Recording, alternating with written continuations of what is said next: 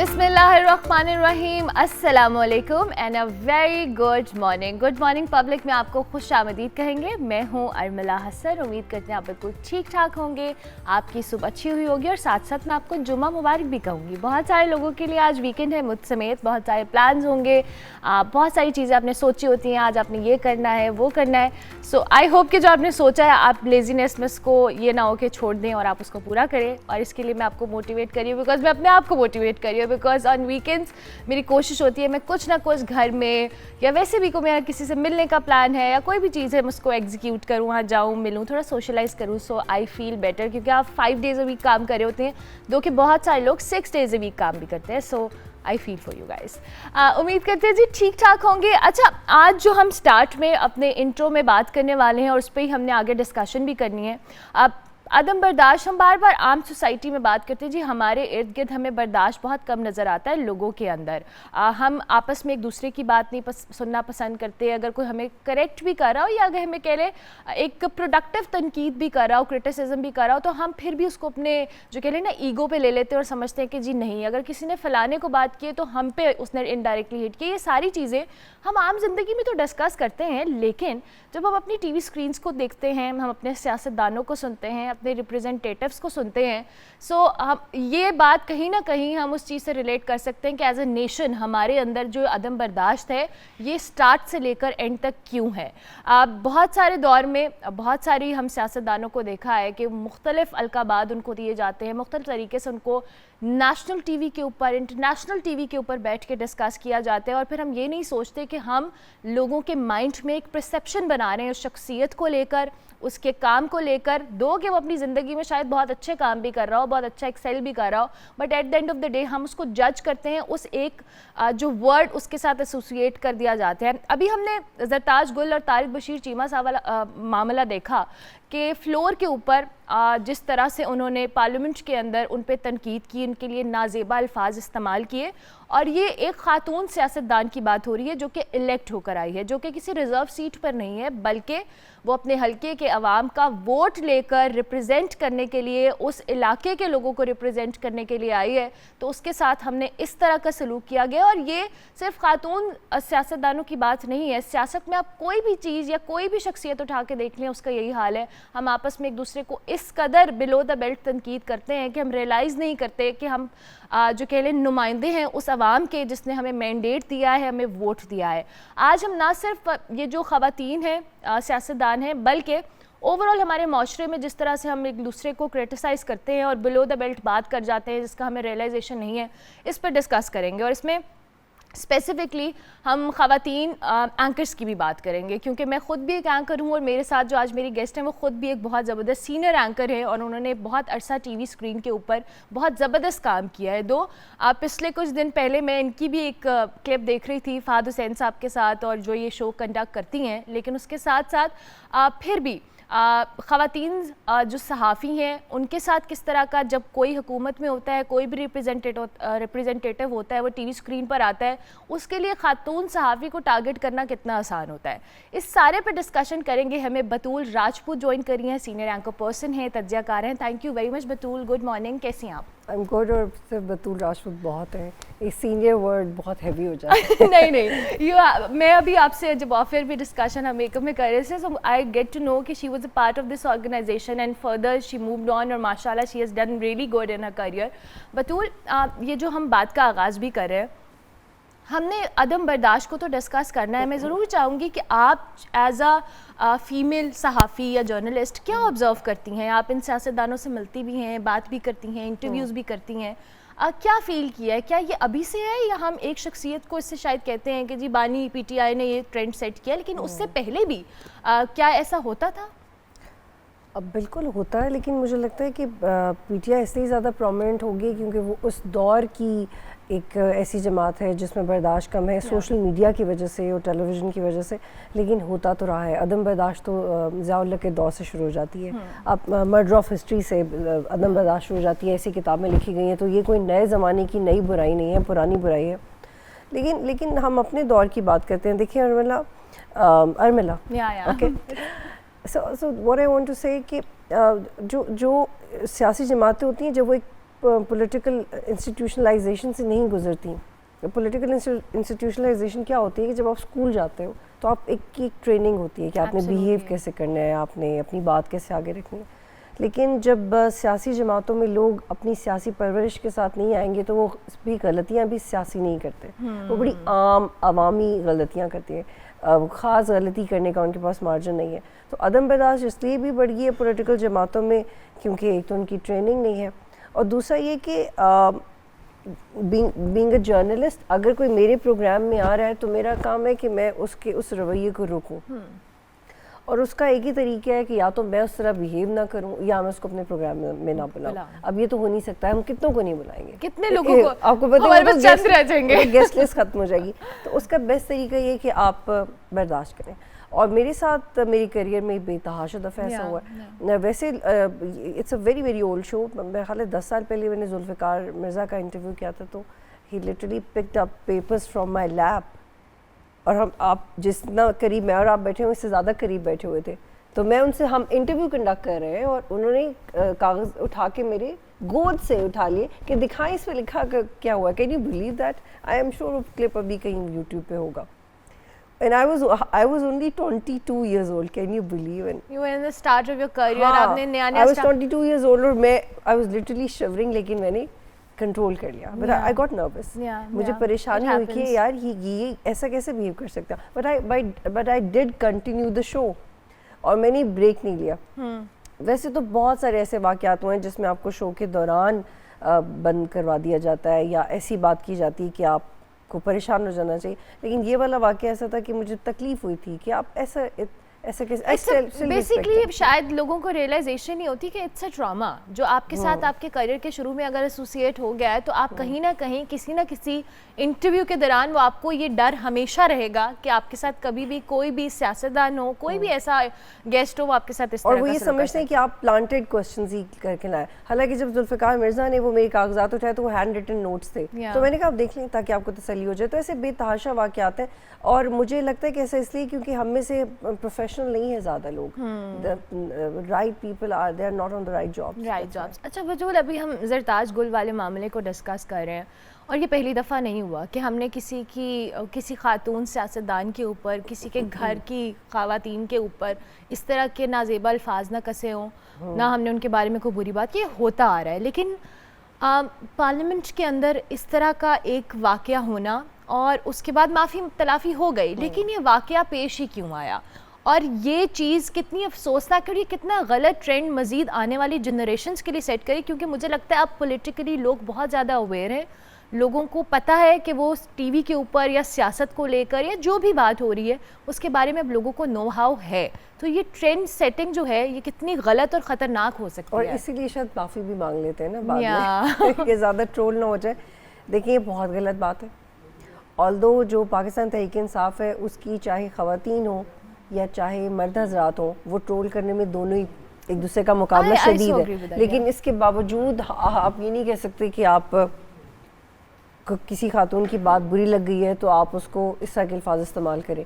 तो this is very unfortunate. हमने तो पार्लियामेंट के फ्लोर के बहुत सारे ऐसे सेशंस देखे हैं जिसमें जूते और एक दूसरे को चीज़ें उठा के मारना और बजट की कॉपीज़ फाड़ देना और गालियाँ और शदीद गालियाँ, और ऐसी कि आप उसको रिपीट भी नहीं कर सकते। एग्जैक्टली।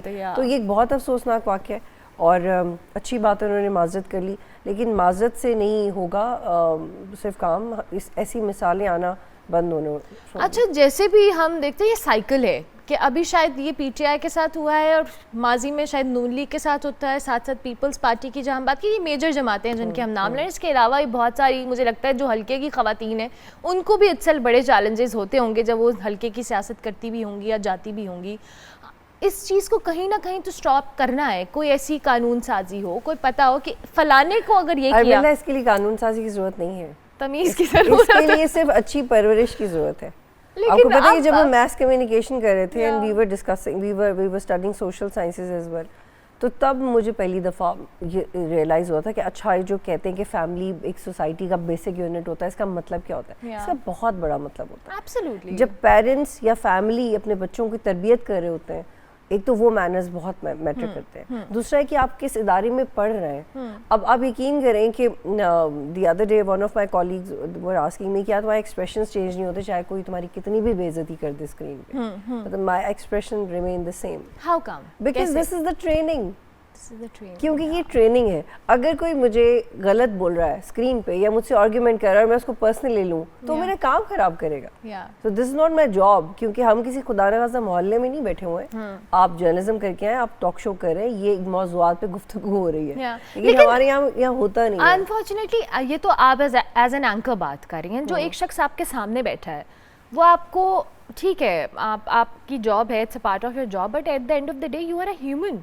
आपको किसी की कोई बात जो आप पे पर्सनल अटैक करे, आपके काम पे नहीं कर रहा, तो उसको जवाब दें, उसको जवाब दें और बिल्कुल तमीज़ के दायरे में जवाब दें और बहुत फर्मली जवाब दें। और मैंने हमेशा जवाब दिया है, क्योंकि हम एग्जाम्पल सेट करने के लिए बैठे हुए हैं, हम यहाँ ट्रेंड सेट करने के लिए बैठे हुए हैं। जब हम डिग्री कर रहे थे नर्मला, तो मुझे सबसे अट्रैक्टिव बात, कहाँ भी 12-13 साल पहले की बात, तो मुझे बहुत याद आती है कि हमारी फर्स्ट ओरिएंटेशन क्लास में हमारे टीचर्स ने कहा था you are going to be the trend shutter.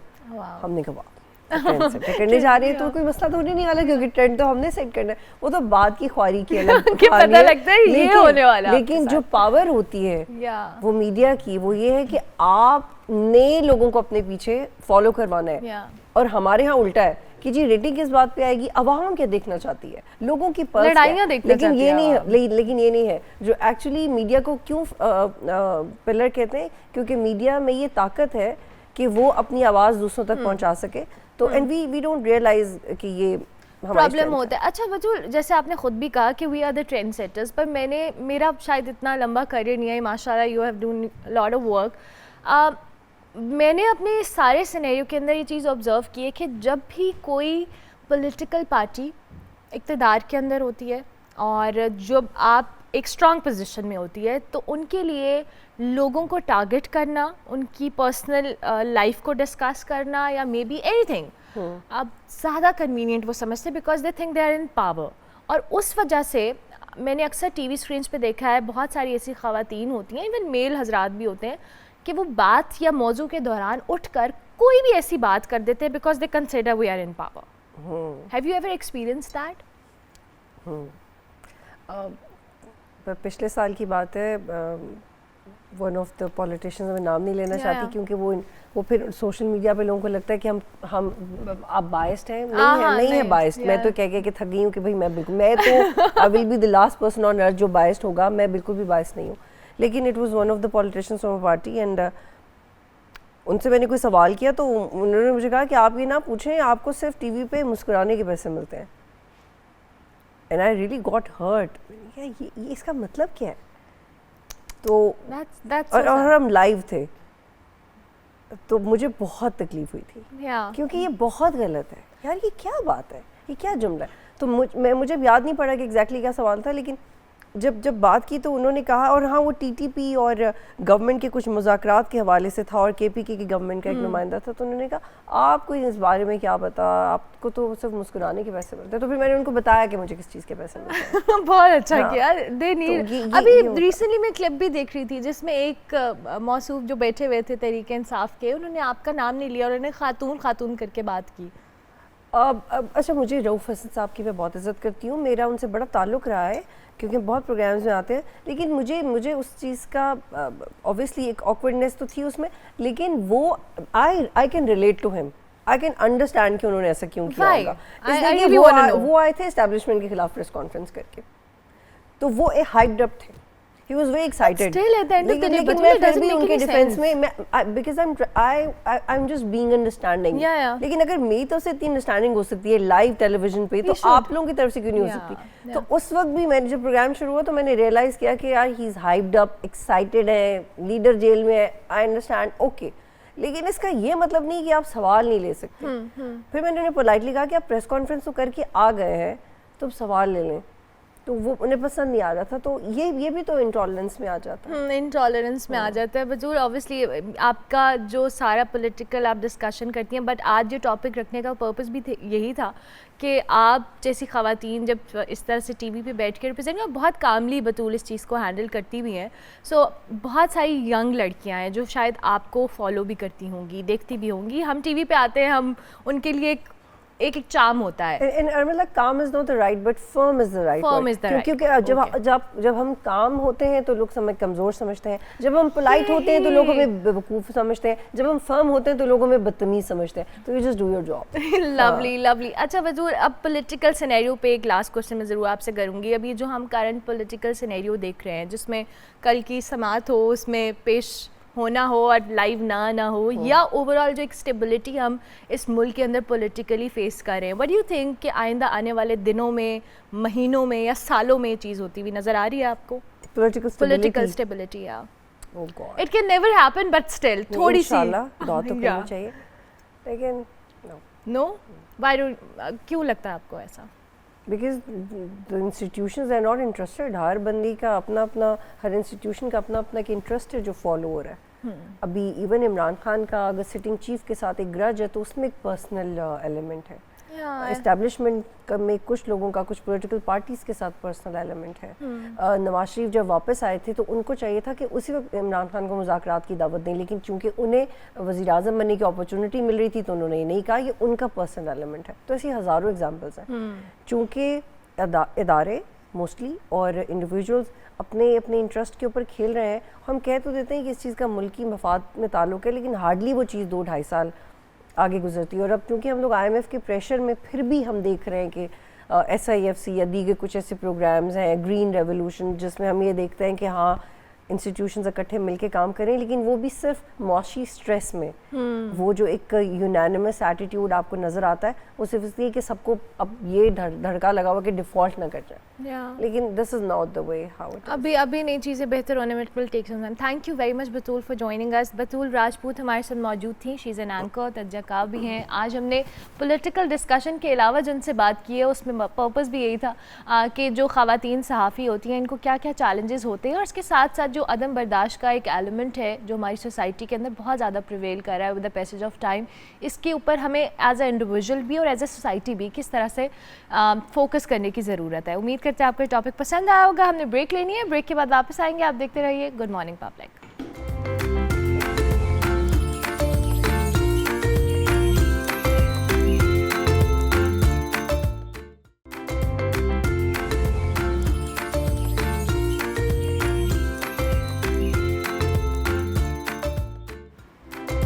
Welcome back to good morning public. Break के बाद वापस आ गए जी। कुछ पॉलिटिकल डिस्कशन अभी बाकी है जिसमें कल की समात को हम डिस्कस करेंगे, जिस पे कल हम पूरा टाइम बात करते रहे कि इमरान खान साहब सुप्रीम कोर्ट के अंदर जो लार्जर बेंच है जिसमें समात होने जा रही है नैब तरमीम को लेकर, उसमें वीडियो लिंक के ज़रिए पेश होंगे और वो समात जो है बराह रास्त दिखाई जाएगी। दो के इमरान खान साहब कल पेश तो हुए लेकिन उस समात को लाइव नहीं दिखाया गया।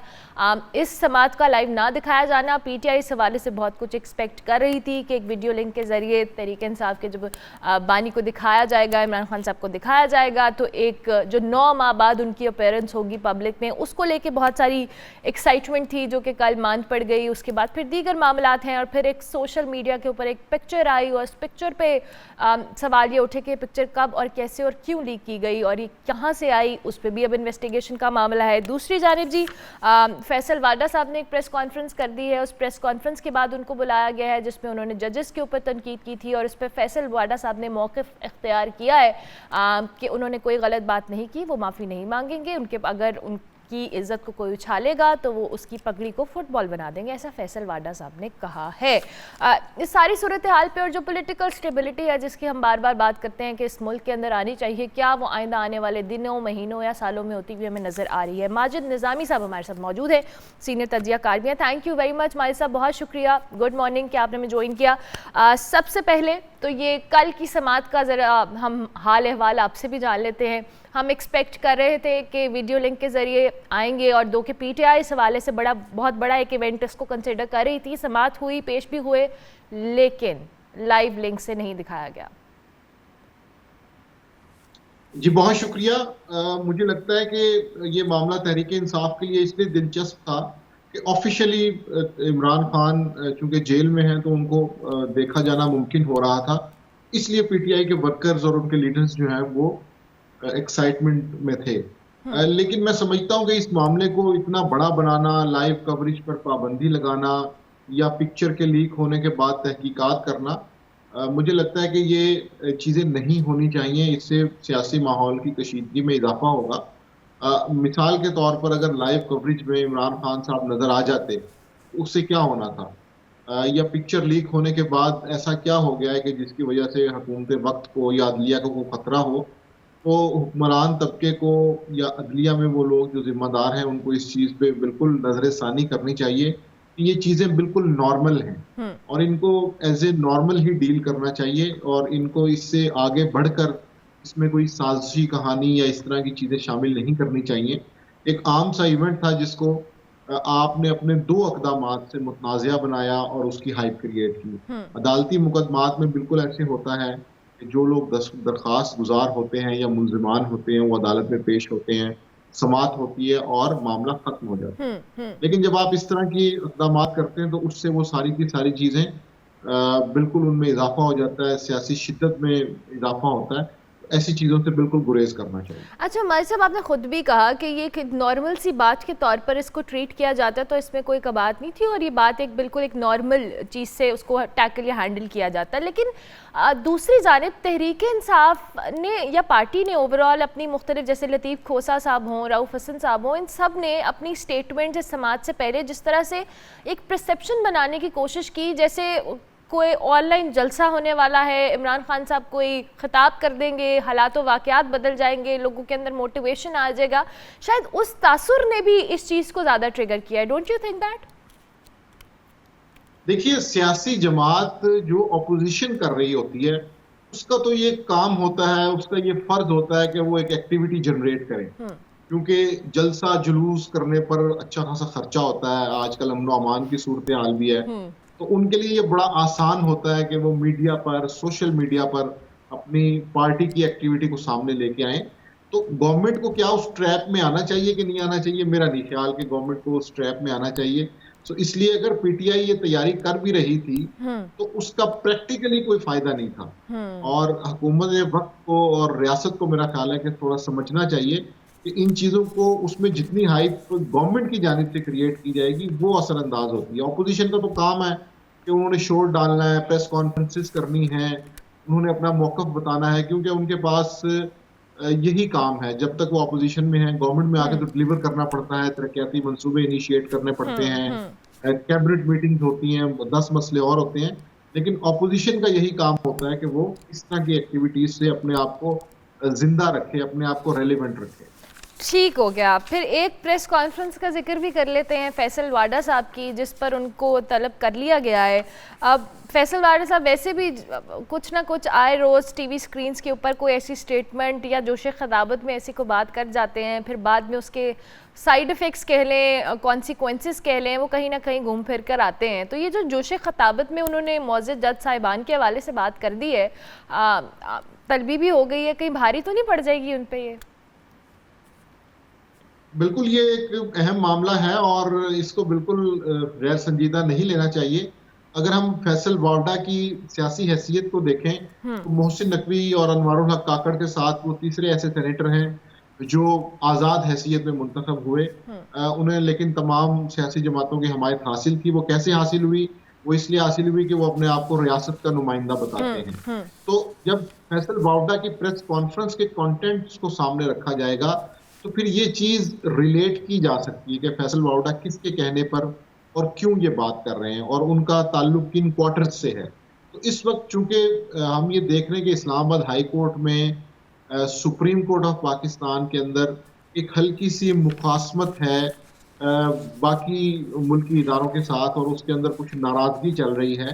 तो ये मेरा ख्याल है कि मैसेज कन्वे किया गया फैसल वाडा के थ्रू कि हम इन सारी चीज़ों के ऊपर एक डिस्प्लेयर शो कर रहे हैं और उसका जवाब सुप्रीम कोर्ट ने ऐसे दिया कि उन्होंने उसका प्रॉपर अस्कुट नोटिस लिया और उसके अंदर मेरा ख्याल है 3 रुकनी बेंच उन्होंने बना दिया जो कि इसकी समाअत करेगा। तो ये इस चीज़ को मैं रियासत और अदलिया की जो महाजराई है उससे लिंक करता हूँ। हम इसको फैसल वाउदा के अल्फाज को या उनकी प्रेस कॉन्फ्रेंस को आइसोलेशन में नहीं देख सकते। आइसोलेशन में नहीं दे सकते, इसका कोई ना कोई बैकग्राउंड है या एक इनडायरेक्ट मैसेज कन्वे करने की कोशिश भी की गई है। अच्छा, इदारों के हवाले से जाहिर है ये जो हमें आपस में गैप नज़र आता है, चाहे वो अदलिया हो, फिर हम स्टैब्लिशमेंट की भी बात करते हैं, मुख्तलिफ सियासी जमातों की भी बात करते हैं, ये एक साइकिल है माजिद, आपको भी पता है और आप मुझसे बहुत बेहतर तौर पर जानते हैं, आप बहुत अरसे से इन चीज़ों को ऑब्जर्व भी कर रहे हैं, देख भी रहे हैं। ये साइकिल है जिसके अंदर सब घूम रहे हैं, लेकिन eight the end of the day जब बात आती है आवाम की या उनके इंटरेस्ट की, तो शायद अभी हमारे जो सियासी जमातें हैं, हमारे इदारे हैं, वो अपने आप से बाहर निकलकर इस आवाम के लिए सोचने को तैयार नहीं है। और ये साइकिल आपको लगता है कहीं जाकर रुकेगा या इसका कोई एंड पॉइंट है? जी बिल्कुल, ये बड़ा एक इम्पॉर्टेंट पॉइंट इसलिए है कि मैं इसमें सिर्फ दो नुकात बयान करना चाहूँगा। एक, जो आपने अवाम की बात की, इस वक्त खसूसन पंजाब के अंदर गंदम का बहरान है, किसान को उसकी कीमत नहीं मिल रही, उन्होंने महंगी खाद, महंगी बिजली के साथ जो फसल तैयार की है उसका मुनासिब रेट ठीक है, कुछ कनेक्शन का इशू है, हम दोबारा से राबता करने की कोशिश करते हैं। माजिद निज़ामी साहब हमारे साथ मौजूद हैं। जी, मौजूदा पॉलिटिकल सिचुएशन के हवाले से अपना कमेंट कह रहे थे, और जैसे उनके मुताबिक जी ये जो साइकिल जिसका मैंने अभी अपने सवाल के अंदर जिक्र भी किया, इसमें जो पब्लिक है वो कहीं ना कहीं बहुत मेजर तरीके से नज़रअंदाज भी होती है, इफेक्ट भी होती है, और ये चीज़ें साइकिल इसका कोई एंड पॉइंट बज़ाहिर तौर पर नज़र नहीं आता। पंजाब में जैसे उन्होंने गंदम बहरान के हवाले से बात की, गंदम का बहरान एक इतना बड़ा इशू है जो सिर्फ इस साल की बात नहीं है, पिछले कई सालों में हमने देखा है कि गंदम या किसान जो है वो हमें एहतजाज करते ही नज़र आते हैं। एक ज़राई मुल्क के अंदर इस तरह का होना कि आप अपने जो गवर्नेंस के मसाइल हैं उसमें कहीं ना कहीं लोग इफेक्ट हों। माजिद हमारे साथ आ गए जी? अच्छा, नहीं, माजिद से राबता नहीं हो पाया, हम इस पर मज़ीद भी बात करेंगे। ब्रेक लेते हैं, ब्रेक के बाद वापस आते हैं, आप देखते रहिए गुड मॉर्निंग पब्लिक।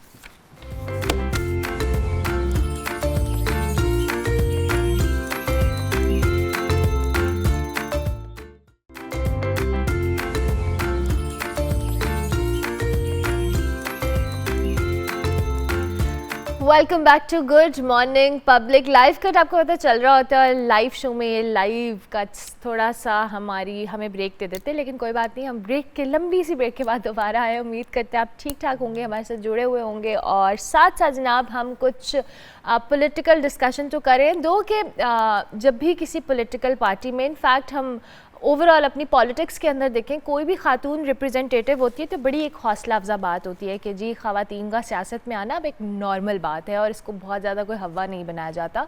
और जब ख़वातीन हल्के की सियासत कर रही होती हैं या ऑन ग्राउंड बहुत ज़्यादा काम कर रही होती हैं तो हमें और भी ज़्यादा एक्साइटमेंट होती है, बिकॉज ऑब्वियसली एक हल्के को या एक अपने इलाके को रिप्रेजेंट करना इटसेल्फ एक बहुत बड़ी बात होती है। आज हम आपकी मुलाकात भी एक ऐसी ही पॉलिटिकल शख्सियत से करवाएंगे और इनका ताल्लुक़ मुस्लिम लीग नून से है, MP हैं, और अस्मा अब्बासी साहिबा हमारे साथ मौजूद हैं।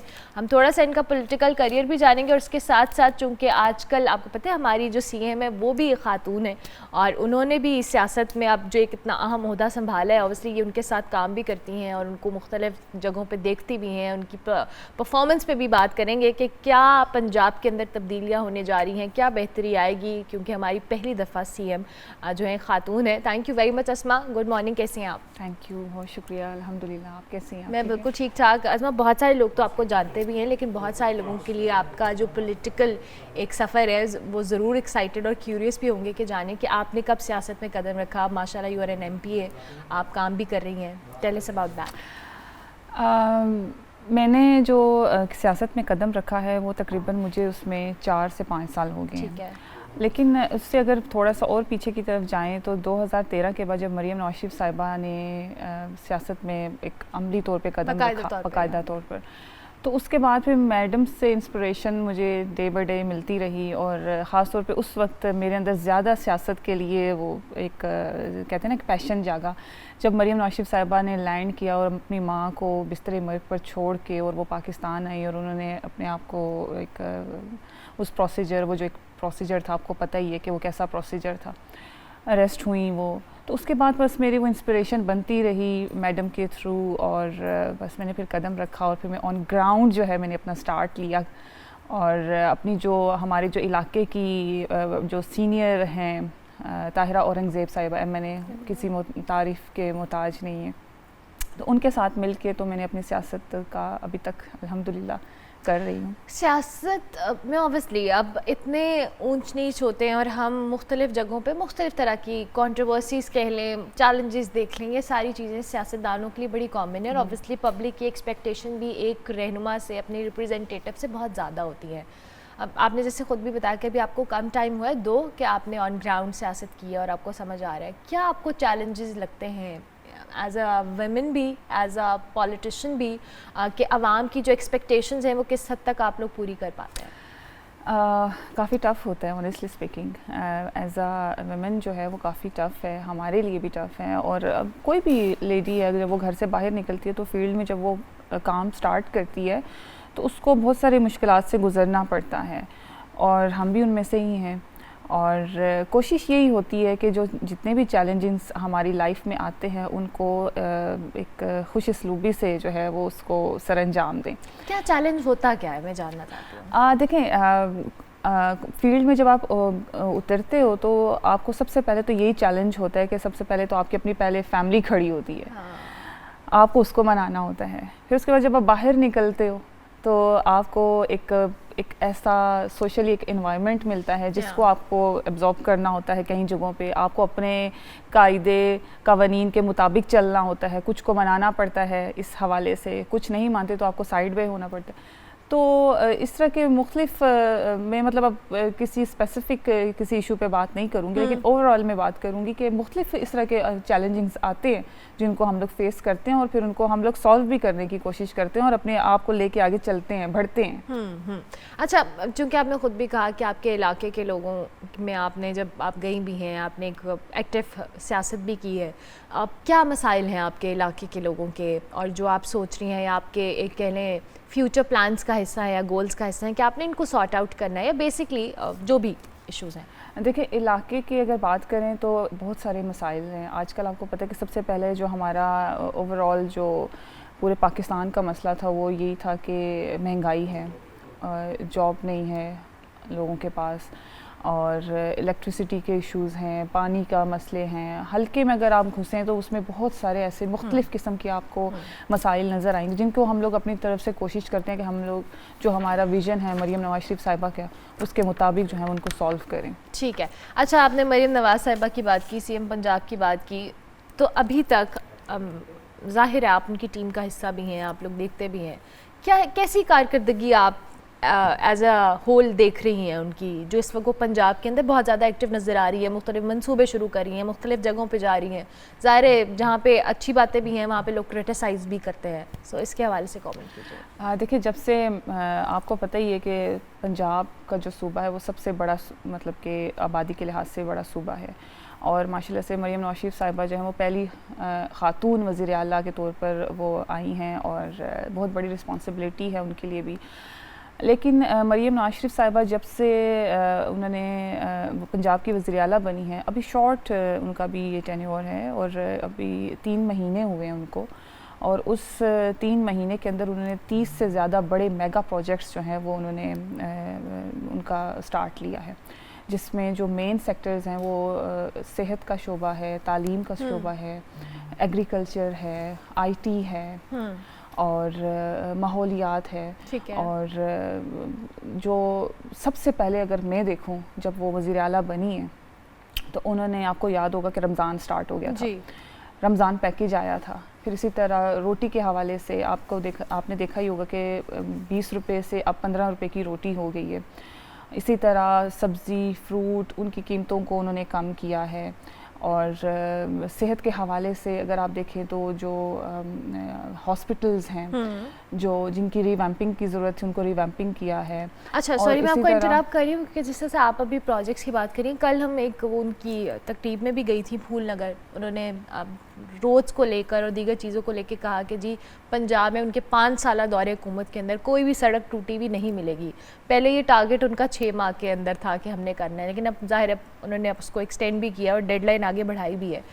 आपको लगता है कि ये सारी चीज़ें जिस तरह से वो सारे हर महाज के ऊपर कोई ना कोई एक चीज़ इनिशिएट करने की कोशिश करेंगे, ये डूएबल होगा और इसके लिए जो माहौल है, हालात है, हमारी इकॉनमी है, इतनी साजगार है?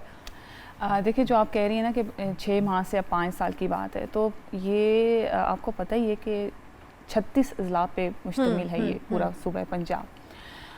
तो उसकी और ये तकरीबन 600 से ज़्यादा बड़ी जो सड़कें हैं, ये हम लोगों ने उसको अपने जो हमारा प्लान है उसमें लेके आए हैं। तो उनको मुकम्मल करना 6 महीने में हो या साल में हो, बात तो सिर्फ ये है कि काम तो स्टार्ट हो गया है ना, काम तो जारी है। हाँ, नहीं वो जब ज़ाहिर है आप आवाम को पहली दफ़ा कहते हैं हम 6 माह में सब हालात बदल देंगे, तो आवाम की एक्सपेक्टेशंस भी तो ज़ाहिर है उस हिसाब से हो जाती है ना। नहीं, मेरे ख्याल में अगर 6 माह कहा है मैडम ने, तो 6 माह से ज़्यादा का तो अरसा लगता ही है, क्योंकि मैंने बताया कि पूरे पंजाब में 600 से ज़ायद जो है वो सड़कें हैं जिनकी हमने रिपेयरिंग का काम शुरू कर दिया है। इसमें अब नई भी होंगी, इसमें पुरानी भी हैं, तो टाइम तो लगता है। लेकिन मेरा फोकस ये है कि काम तो कर रहे हैं ना, काम तो स्टार्ट हो गया है ना, और सिर्फ बातों की हद तक काम नहीं है। हमने इनिशिएटिव लिया है और फिर उसके बाद मैडम कोई भी प्रोजेक्ट जब स्टार्ट करती हैं तो सिर्फ वो स्टार्ट करने की हद तक नहीं रहता, उसको दोबारा से उसका फॉलोअप भी होता है, ठीक है, उसकी दोबारा से रीचेकिंग भी हो रही है। तो ये बड़ी इंपॉर्टेंट चीज़ है कि आप अपनी आवाम को, आप अपने सूबे पंजाब को कितना ज़्यादा इस लिहाज से लेके सीरियस होकर लेके चल रहे हैं। लेकिन जाहिर है अभी जो हालात वाक़यात हैं और जिस तरह से हमें वो एक्टिवली पार्टिसिपेट करती हुई नज़र आ रही हैं, दो कि ये अच्छी बात भी है, लेकिन दूसरी जानिब इस पर उनको बहुत जो कह लें तनकीद का सामना भी करना पड़ रहा है मुख्तलिफ हलकों की जानिब से, चाहे वो अपोजिशन हो या दीगर लोग हों, कि इतने सारी चीज़ों को एक साथ खोल लेना और उसके बाद उस पर काम करना इटसेल्फ हमारी जो एक कह लें एक सिस्टम है उसमें इस चीज़ की इतनी ज़्यादा कैपेसिटी नहीं है। दो कि वो सिस्टम में रिफॉर्म्स आनी चाहिए, ना कि हम शॉर्ट टर्म गोल्स की तरफ जाएँ। That's what people criticise about. देखिए, मेरे ख्याल में कि ये तो एक अच्छी बात है कि हम लोग जो पिछले जो एक टेन्योर गुजरा है जिसमें बहुत ज़्यादा बर्बादी हुई है और मुल्क के हालात। पीडीएम की बात कर रही हैं? नहीं है, पीडीएम की बात। अच्छा पीडीएम की बात शायद आपने पीडीएम के हवाले से कहा। मैं 2018 के बाद की बात कर रही हूँ। ठीक है। तो उसमें जो आपको खामियां अब नज़र आएंगे, अब हमने उन खामियों को अगर रिकवर करना है या उनको ठीक करना है तो उस हवाले से टाइम भी लगेगा। और तनकीद की जहाँ तक बात है, तनकीद तो मैडम पे ये भी की गई है कि जी टिकटॉकर बन गई है। तो टिकटॉकर भी अगर वो बन गई हैं तो आप निकले हो, कोई प्रोजेक्ट आपने स्टार्ट किया है या आप किसी जगह पे जा रहे हो तो उसके ऊपर ही टिकटॉक बनेगी ना, उसके ऊपर ही सोशल मीडिया पे एक्टिव होंगे आप। तो तनकीद तो होती रहती है। लेकिन काम की जहाँ तक बात कह रही हैं आप कि काम इतने सारे प्रोजेक्ट स्टार्ट हुए हैं, तो इतने सारे प्रोजेक्ट्स की कैपेसिटी है ही तो प्रोजेक्ट स्टार्ट हुए हैं ना। लेकिन सॉरी अस्मा, ये हमारा माजी में भी एक ट्रैक रिकॉर्ड रहा है कि हम प्रोजेक्ट स्टार्ट कर देते हैं, हम अपने टेन्योर के अंदर फॉर्चुनेटली और अनफॉर्चुनेटली उसको उस तरह से कंप्लीट नहीं कर पाते, फिर अगली हुकूमतें आती हैं, वो पिछली हुकूमत का प्रोजेक्ट समझ के उसको छोड़ देती हैं। और इसमें बहुत बड़ी एग्जांपल हमारे पास ऑरेंज ट्रेन थी जिस पे बहुत अरसा काम होता रहा और उसने बहुत ज़्यादा सफ़र किया। अगली हुकूमत आई, उसने जी फलानी हुकूमत का प्रोजेक्ट है, हम क्यों मुकम्मल करें। सो ये वो फैक्टर है जिसको भी long term point of view से डोंट यू थिंक के माइंड में रखना चाहिए? बिल्कुल रखना चाहिए। अच्छा, इसकी एक सबसे बड़ी मिसाल है बेनज़ीर इनकम सपोर्ट। ये वो प्रोजेक्ट है कि जो पिछले कितने अरसों से चलता आ रहा है। मेरे ख्याल में आवाम की जो ज़रूरियात है उनको देखना चाहिए, ना कि आप अपने उसको पर्सनल इंटरेस्ट के तौर पे कहें कि यार ये प्रोजेक्ट अगर कंप्लीट हो गया तो ये इस गवर्नमेंट के लिए या इस जमात के लिए जो है ये कल को बहुत बड़ा एक सक्सेसफुल एक एडवांटेज के तौर पे ये नज़र आएगा। तो मेरे ख्याल में ये चीज़ नहीं होनी चाहिए। ये चाहे हमारी अपनी गवर्नमेंट हो या चाहे कोई और गवर्नमेंट हो, कि जो प्रोजेक्ट है वो आवाम के लिए है, आवाम के रिलीफ के लिए है। तो आवाम के रिलीफ को पहले देखना चाहिए और उनकी जो प्रायोरिटीज़ हैं उनको पहले देख के तो ये सब लेके आके चलना चाहिए। ठीक है। अभी हम ऑन द लाइटर साइड अभी हम लाइव कट में भी देख रहे थे कि मरीम नवाज साहिबा ने आज फिर यूनिफॉर्म पहना हुआ था, और आपने भी जब टिकटॉक की बात की तो आई एम लुकिंग फॉरवर्ड कि आज सोशल मीडिया के ऊपर या कल टीवी स्क्रीन या इन तमाम जगहों पे आपको एक ही टॉपिक ज़ेरे बहस नज़र आएगा कि उन्होंने यूनिफॉर्म पहना है। तो अब as a your party leader या आप उनको देखती हैं, what do you feel about it? You like it? आपको ये अच्छा लगता है? मुझे तो बहुत अच्छा लगता है। अच्छा, बहुत सारे लोग मुझे इतना अच्छा लगता है क्योंकि वो देखिए रिजेम्बलेंस है। अब ये नहीं कि मैडम ने कोई यूनिफॉर्म एग्जैक्टली वो यूनिफॉर्म या किसी रैंक का यूनिफॉर्म पहन लिया, वो रिजेम्बलेंस है।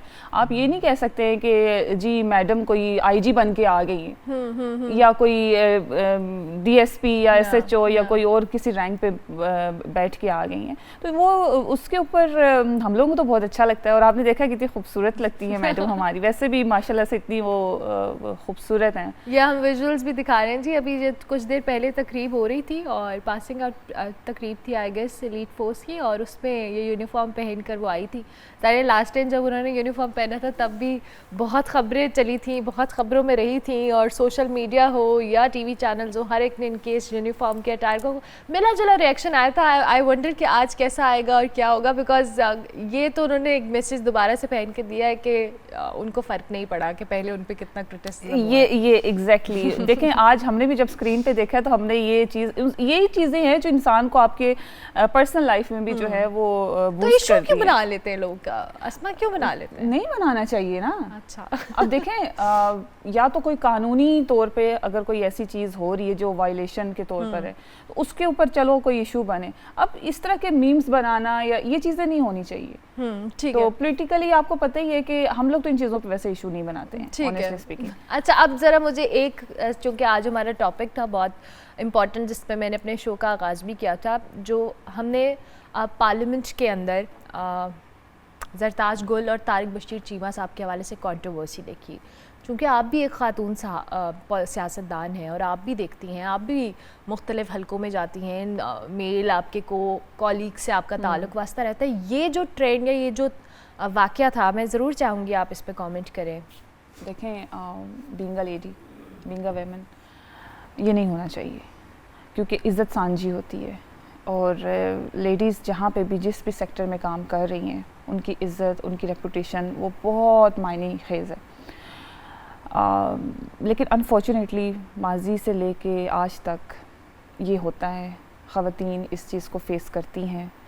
और मेरे ख़्याल में कि कुछ ऐसे कानून बना दिए जाएं या कवानीन बना दिए जाएं कि जिसके ऊपर इन चीज़ों के ऊपर फ़ौरन एक्शन भी लिया जाए कि कल को जो है वो जब फ्यूचर में कोई देखे तो उससे सबक ले। और आपने देखा होगा कि हर इंसान की कोई ना कोई हिस्ट्री इस तरह की गुजर चुकी होती है कि खुदा न खास्ता ऐसे अब्यूसिव लैंग्वेज या इस तरह से अब्यूज़ किया हो ख़वातीन को। तो मैं तो इस चीज़ को टोटली कंडेम करती हूँ। ठीक है, ज़बरदस्त। Thank you very much Asma, बहुत शुक्रिया कि आप आई हैं, and we wish you very best of luck कि आप अपने हल्के के, अपने अवाम के लोगों के लिए काम करें। अस्मा अब्बासी हमारे साथ मौजूद थी जी। इनके सियासी करियर के हवाले से तो बात की और मरीम नवाज साहिबा की परफॉर्मेंस और उसके हवाले से भी हमने डिस्कशन की। हम ब्रेक लेंगे, ब्रेक के बाद वापस आएंगे। आप देखते रहिए गुड मॉर्निंग पब्लिक।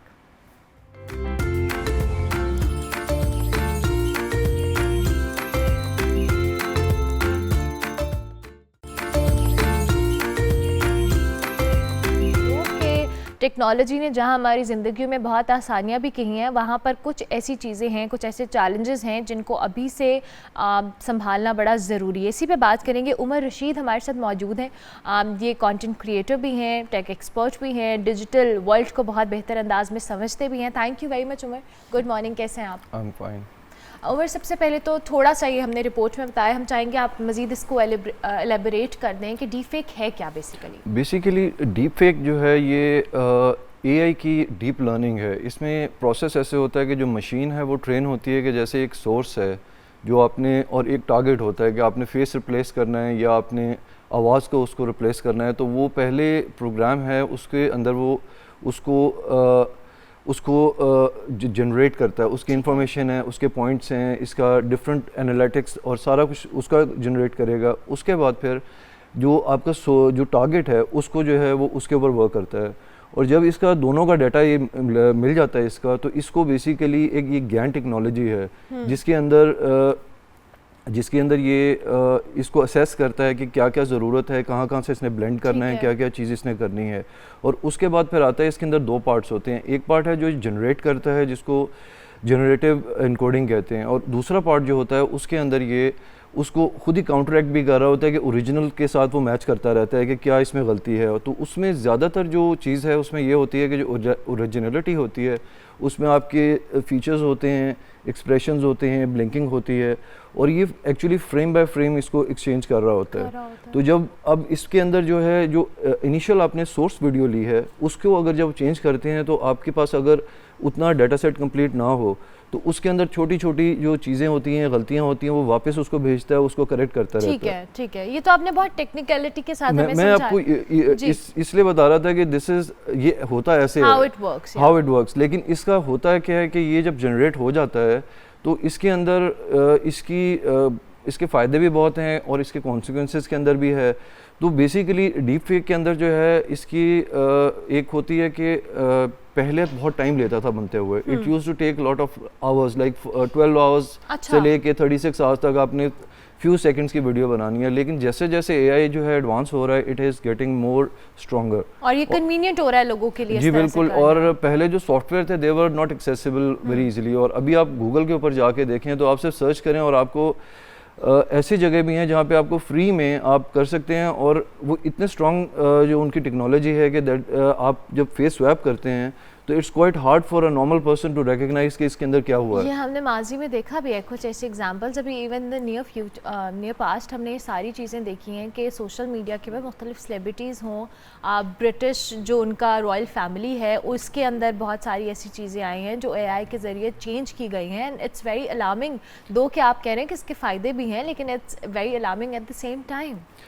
देखिए, हर चीज़ का फ़ायदा भी होता है और उसकी बुरा भी होता है, लेकिन हमारे एक चीज़ है कि हमारी एजुकेशनल जो जिसे कहते हैं अवेयरनेस नहीं है कि डीप फेक का क्या मतलब। एक तो हमें अवेयर करना चाहिए कि डीप फेक है क्या, और दूसरी बात यह कि उसकी एक सेकंड साइड है कि हमें ये भी एथिकली भी ट्रेन करना चाहिए कि किसी को आप मिसलीड कर रहे हैं, मिस इन्फॉर्म कर रहे हैं। जैसे अब पॉलिटिकल जो है इसका अमेरिका के अंदर बहुत ज़्यादा उनको है, क्योंकि वहाँ पे डीफेक जनरेट करके लोकल जो उनके जो पॉलिटिकल डिसीजंस हैं उनको मैनिपुलेट कर रहे हैं, और सेम हैपन्स इंडिया के अंदर बहुत हुआ है। उसके बाद जो सबसे ज़्यादा जो यूरोपियन सिक्योरिटी एजेंसीज़ हैं उन्होंने तो बताया कि अब पहले वो 70 to 80% कहते थे कि ये टेक्नोलॉजी जो है इट इज़ स्ट्रॉन्ग, अब वो 90 से 97 है। उन्होंने जो है एक्सपर्ट्स हैं उनको वीडियोस भेजते हैं, और समटाइम्स वो वीडियो इस वजह से उनको पता लगता है कि उनको ऑलरेडी पता है कि मैनिपुलेटेड वीडियो है, क्योंकि they are unable to you know उसको करने के हवाले से भी वो बहुत ज़्यादा कंसर्न है। ऐसी ही बात है। और पहले तो होता था कि आपके पास एक वीडियो है, किसी की रिकॉर्डेड वीडियो है और आपके पास रिकॉर्डेड डाटा सेट है, क्योंकि इसमें एक चीज़ होती है आपको बहुत डाटा चाहिए होता है, क्योंकि आपके फेशियल एक्सप्रेशंस हैं, मूवमेंट्स हैं, each and everything, you have to have each and everything. लेकिन अब एक चीज़ आई है जो कि आपको भी ये लाइव जो है फेस स्वैपिंग भी हो जाती है। लाइव फेस जी, आपके कैमरा लाइव के, और ये तकरीबन few months back Ted talk के ऊपर जो है एक कैनेडियन कंपनी है, उन्होंने वो लाइव शो करके दिखाया है। अच्छा। और उसके अंदर उन्होंने ये चीज़ बताई है कि उन्होंने ऑडियंस में से फेस स्वैप किया है, जो कि एक नॉर्मल उन्होंने जो बंदे आए हैं उनके साथ उन्होंने जो स्पीकर थे उनके साथ उन्होंने फेस स्वैप करके उसके अंदर दिखाया। अच्छा, अब उमर इसका सलूशन क्या है, या इस पे चेक एंड बैलेंस का क्या होना चाहिए, क्राइटेरिया? ठीक है, फ़ायदे हैं, चीज़ें आसान हुई हैं technology wise, but this thing, because हमने कुछ सेलिब्रिटीज़ को भी देखा, दे वर वेरी कंसर्न्ड कि उनकी कुछ अजीबो गरीब वीडियोज़ आई डिजिटल के ऊपर, सोशल मीडिया के ऊपर, और just because of this deep fake. अब इस पे चेक एंड बैलेंस के लिए क्या चीज़ हमारे पास मौजूद है और क्या होना चाहिए? देखिए, लॉज तो हमारे पास हैं, लेकिन वो सिर्फ एक डिजिटल आइडेंटिटी या मिस इन्फॉर्मेशन उस तक हैं। जो डीप फेक है इसके हवाले से अगर आप देखें तो डीप फेक के हवाले से हमारे अभी कोई लॉज नहीं है। और दूसरी बात ये है कि अगर आप कहते हैं कि कोई एडिटेड जो सिंथेटिक जो कंटेंट आता है, पहले तो पिक्चर्स आती थी तो हमें पता था कि जी एक वर्ड था फोटोशॉप, उसमें आपको आइडिया हो जाता था। लेकिन अब जो है इट इज़ लाइक अब वीडियोज़ हैं और नॉर्मल पर्सन जो है यू कैन नॉट रिकग्नाइज, और एक जो फ्लो है उसके अंदर अगर आप देख रहे हो तो वो आपको नहीं पता लगता। और इसको देखने के लिए ना आपको बहुत मतलब कि ना चीज़ें हैं जो आप देख के डिटेक्ट कर सकते हैं, लेकिन एक नॉर्मल जो माइंड है, इफ़ इट्स लाइक आपको अगर पब्लिक के अंदर कोई चीज़ आती है तो लोगों को तो अवेयरनेस ही नहीं है कि डीफेक क्या चीज़ है। बिल्कुल, हम एक लेमैन के लिए तो ये बिल्कुल एक एवरेज सी चीज़ है, इसको नहीं समझ आएगी। तो they will come to conclusion कि दिस इज़ रियल। तो वो उसमें ये है कि जो इसकी एक तो एप्लीकेशंस हैं कि जैसे सोशल नेटवर्क्स हैं, उनको इम्प्लीमेंट करना चाहिए कि जब अपलोड हो रही होती है चीज़, क्योंकि उनके पास डाटा है, क्योंकि जो आपकी जो फेशियल जो सोर्स है वो वहीं से उठाई हुई है, जो टारगेट है वो भी वहीं से उठाई हुई है, तो उसको चाहिए कि वो उसकी आईडी चेक करें। जैसे माइक्रोसॉफ्ट का भी आईडी है और एक वेरीफाई कंपनी है वी-वेरीफाई, वो भी करती है, लेकिन ये कि इसके ऊपर इम्प्लीमेंटेशन नहीं है। वर्क कर रहे हैं वो, लेकिन अभी तक उन्होंने इसको इम्प्लीमेंट नहीं किया कि आप जब फेक कंटेंट डालते हैं तो उसको वो उसी जगह पे रिजेक्ट कर दे। हाँ, फिल्टर कैसे हो जाए वो हाँ किसी जी, तरह से इस पॉसिबल है, क्योंकि देखें जैसे जनरेट हो रहा है वैसे ही सॉफ्ट जो है उसको ट्रैक करने वाला भी है। तो इसमें बात आती है कि कैसे इसको, यूजुअली लोग मेरे से भी पूछते हैं कि इसको ट्रैक कैसे करना है। तो इसमें सबसे ज़्यादा चीज़ होती है कि आपके जो चेहरे के फीचर्स हैं ना, ये आप इसमें ना एक्सप्रेशन होगा, बहुत स्टिल होगा, अगर स्माइल होगी तो अननेचुरल होगा, और उसके बाद जो आइज़ हैं, स्पेशली जो आइज़ का जो होता है कि आपकी एक तो ट्रैकिंग नहीं होती कि एक फेस इधर है तो क्योंकि आपने जिसका डाला हुआ है उसका मैच जो है ना सीन नहीं होता। फिर ये है कि मिस अलाइनमेंट होती है। आप मतलब तेज़ में देखें, अगर आप थोड़ा स्लो करें ना वीडियो को, क्योंकि ये फ्रेम बाय फ्रेम बनी होती है, किसी ना किसी फ्रेम में आपको जो है उसमें पिक्सलाइजेशन नज़र आएगी, और जो नाक है या आइज़ हैं वो जो है ना वो क्रॉस होते हैं। अच्छा उमर, ये तो आप वो वाली बात करें जो शायद आप, मैं और बहुत सारे ऐसे लोग हैं जो शायद ऑब्जर्व कर लेंगे जब वो किसी चीज़ को verify back of the mind करना चाहते हैं कि उन्हें, लेकिन एक आम आदमी है जिसने आपको, मैं उन इलाकों की बात कर रही हूँ, उन जगहों की बात कर रही हूँ जिनको लोगों को सिर्फ स्मार्टफोन का इस्तेमाल पता है, उन्हें सिर्फ ये पता है कि क्या वीडियो देखनी है और उसको शेयर का एक बटन दबाना है। उन लोगों के लिए भी तो ये एक डिफ़िकल्ट चीज़ है कि वो कैसे वेरीफाई करेंगे।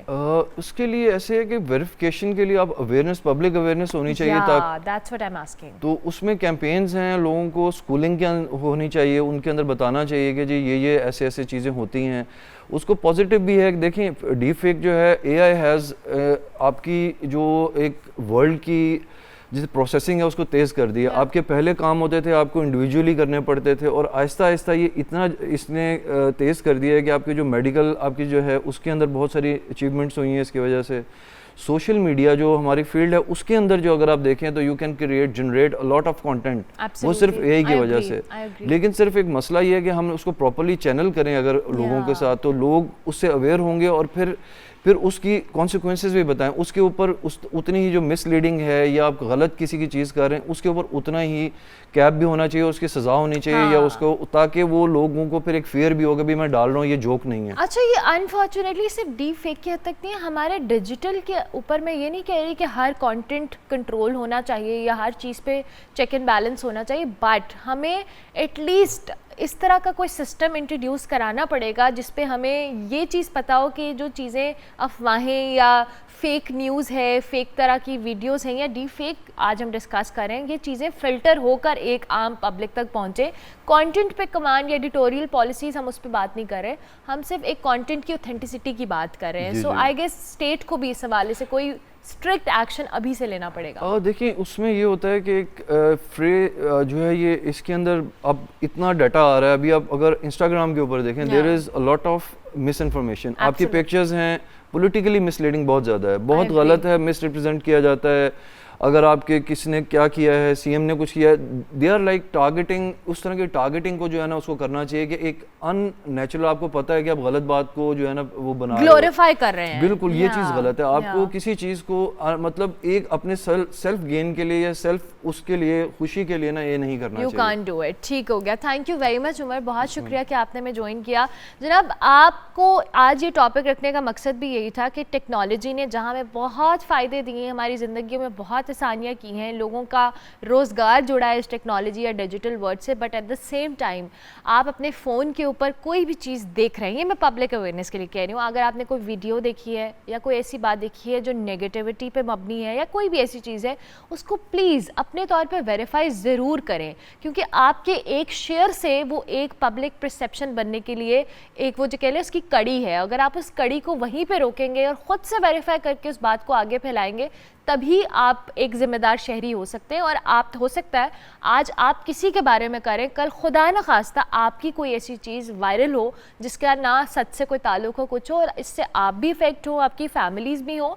और ये जो डीप फेक का कॉन्सेप्ट है, और पूरी दुनिया के अंदर लोगों को इतने चैलेंजेस हो रहे हैं, चाहे वो रॉयल फैमिली हो या आम आदमी हो। सो इट्स ऑल अबाउट कि आप वेरीफाई करें। प्रोग्राम का वक्त खत्म हुआ। Thank you very much Umar once again. हम आपसे इंशाल्लाह मंडे को मिलेंगे, कल और परसों हमारा बेस्ट ऑफ देखिएगा। तब तक के लिए अल्लाह हाफ़िज़।